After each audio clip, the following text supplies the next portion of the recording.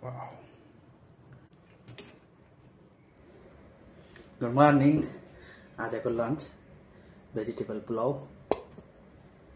अनि दही अनि योगर्ट। अब एउटा टिकटकमा बाजे छ नि तिमीले चाहिँ दही भन्दै टिकलाउनु कुल भयो। ल आजको लन्च चाहिँ भेजिटेबल पुलाव प्लस दही है त। टेस्ट गरौँ है त। खाए ल टेस्ट गरिहालौँ।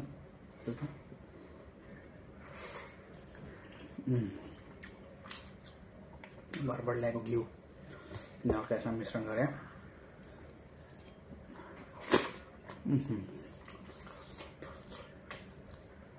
धेरै मिठो हो।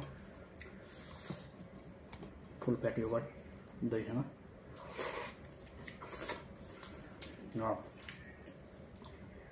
फुलकोपी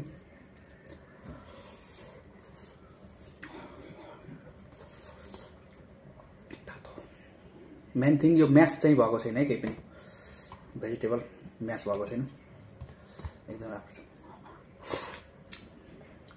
अनि मसँग आज यो तरुल पनि छ। यो कुन टाइपको तरुल हो खासै थाहा छैन, बट तरुल चाहिँ हो है। यहाँ पनि ट्राई गरौँ न। बोइल गरेको एकदम भित्र क्रिमी टेस्ट।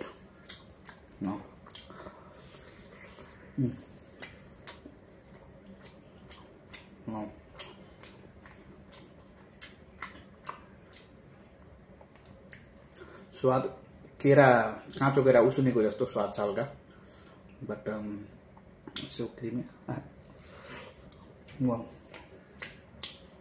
अब एक्ज्याक्टली के भन्छ नि त थाहा छैन, बट तरुलै हो, एनी काइन्ड अफ तरुल।